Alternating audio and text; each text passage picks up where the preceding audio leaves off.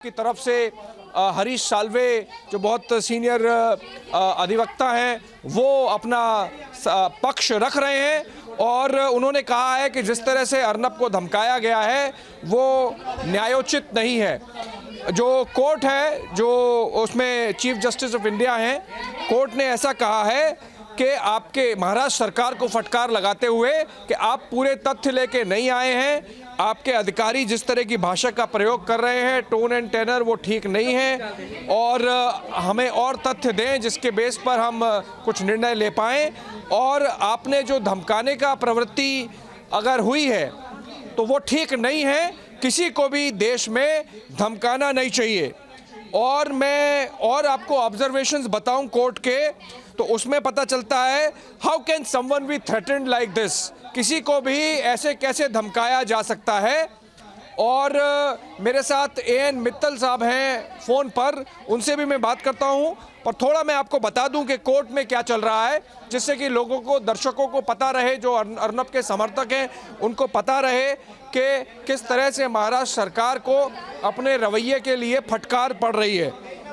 जो मुख्य न्यायाधीश हैं उन्होंने कहा है कि इस तरह से किसी को धमकाना उचित नहीं है और हम चाहते हैं कि एमाइकस इसमें हमारी मदद करें। यानी कि एमाइकस जो होता है वो कोर्ट का मित्र होता है, एमाइकस क्यूरी जिसे कहते हैं। कोर्ट ने कहा है कि एक एमाइकस भी हमारी हेल्प करे, कोर्ट का मित्र एक वकील जो होता है वो भी हमारी हेल्प करे। तो देखिए, कोर्ट में अर्नब के वकील हैं हरीश साल्वे, महाराष्ट्र सरकार की तरफ से कांग्रेस के नेता और वकील हैं अभिषेक मनु सिंघवी, और कोर्ट ने कहा है कि हमें एक एमाइकस भी चाहिए जो हमारी न्यूट्रल एक मदद करे। इससे पता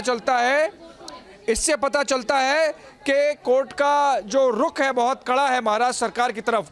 मित्तल साहब हमारे साथ जुड़े हुए हैं। मित्तल साहब, आपने मुझे सुना होगा, मैंने अभी जानकारी दी कि सुप्रीम कोर्ट में क्या चल रहा है, सर्वोच्च न्यायालय में। आपको लगता है कि इससे महाराष्ट्र सरकार को थोड़ी समझ आनी चाहिए कि उनका जो तरीका है अर्नब को धमकाने का, अर्नब को जेल में डालने का, वो ठीक नहीं है? देखिए, किसी भी राज्य सरकार को या किसी भी पुलिस अधिकारी को या किसी भी प्रशासन को किसी भी व्यक्ति को धमकाने का कोई अधिकार नहीं है। हर प्रशासन, हर राज्य सरकार, हर पुलिस अधिकारी उस बात के लिए स्वतंत्र है जो भी वो कानूनी कार्रवाई करना चाहे।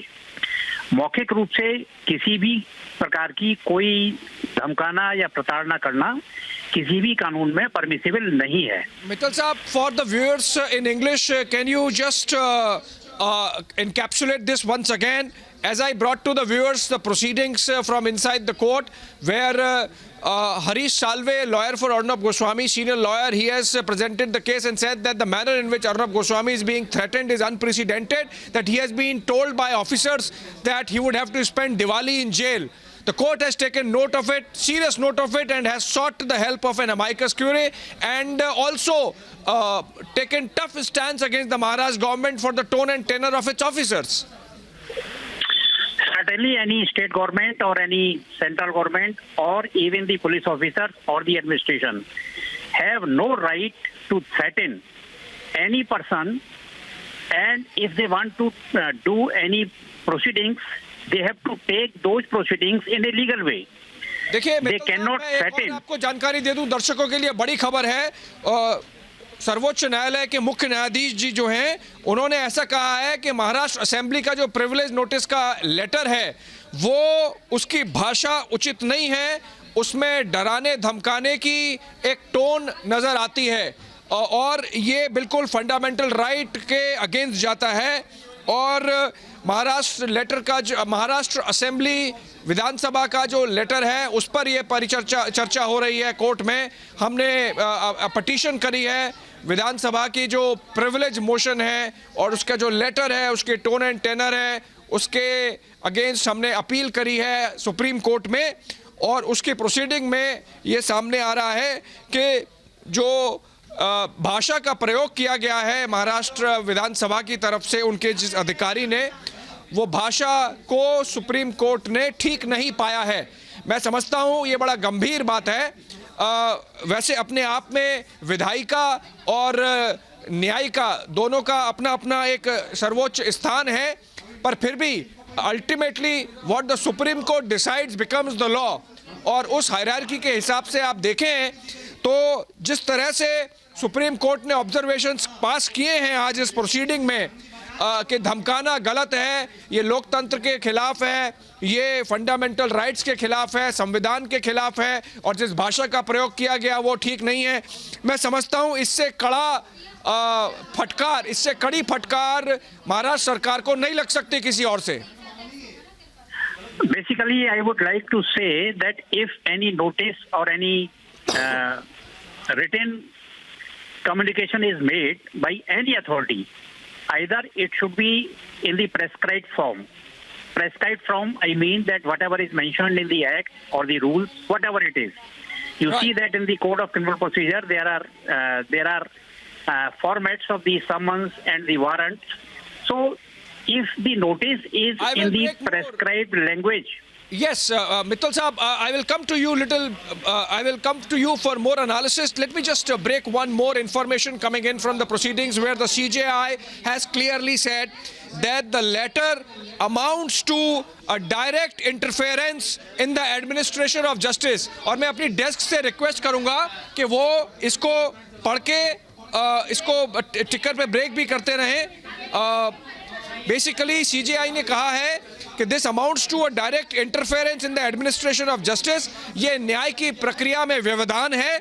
The intention of the author of the letter seems to be to intimidate the petitioner. इसकी लेटर लिखने के पीछे मंशा जो है उसके लिखने वाले की, वो अर्नब गोस्वामी को धमकाने की है। Because he approach this court, क्योंकि अर्नब गोस्वामी ने सुप्रीम कोर्ट की सर्वोच्च न्यायालय की शरण ली, और ये धमकाना जो है ये पेनल्टी की तरह देखा जा रहा है। ये विचार आ रहे हैं सुप्रीम कोर्ट से। मैंने हमारे आउटपुट एडिटर हैं उनको खबर दी है, वो लाइन डालें टिकर पे। ये बहुत बड़ा डेवलपमेंट है। इसमें क्लियरली पता चलता है कि कोर्ट को भी समझ में आ गया है कि महाराष्ट्र सरकार और विधायिका के कुछ अधिकारी, मैं बिल्कुल अभी भी पूरा सम्मान करते हुए विधायिका को नाम नहीं लूँगा, पर विधायिका के कुछ अधिकारी जिन्होंने ये लेटर लिखा है वो द्वेष भरा है। उसमें मंशा जो है मेला फाइडे है, उसमें मंशा जो है धमकाने की है।